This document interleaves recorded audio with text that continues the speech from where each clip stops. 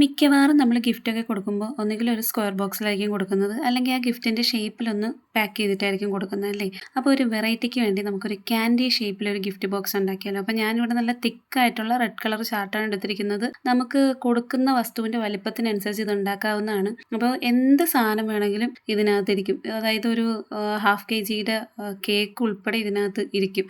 നമ്മുടെ plum cake ഉണ്ടല്ലോ അത്. അപ്പോൾ ഞാനിപ്പോൾ ഇച്ചിരി വലിയ അളവിലാണ് ഉണ്ടാക്കിയിരിക്കുന്നത്. കുഞ്ഞളവിൽ വേണമെങ്കിലും ബുക്ക് പേപ്പറിലോ എങ്ങനെ വേണമെങ്കിലും ഒരു കാർഡ് ഇടാനോ ഒരു കമ്മലിട്ട് കൊടുക്കാനോ എങ്ങനെ വേണമെങ്കിലും നമുക്ക് ഈ സെയിം ഷേപ്പിൽ ഉണ്ടാക്കിയെടുക്കാം. ഭയങ്കര സിമ്പിളാണ്. കട്ടിങ്ങിൻ്റെ രീതി മാത്രം ഒന്ന് മനസ്സിലാക്കിയാൽ മതി. പിന്നെ ഒന്നുകിൽ ദേ ഇതുപോലെ റിബൺ കെട്ടി കൊടുക്കുക, അല്ലെങ്കിൽ ആ ഭാഗത്ത് ഒന്ന് ഗ്ലൂ തേച്ച് ഒട്ടിച്ച് കൊടുത്താൽ മാത്രം മതി.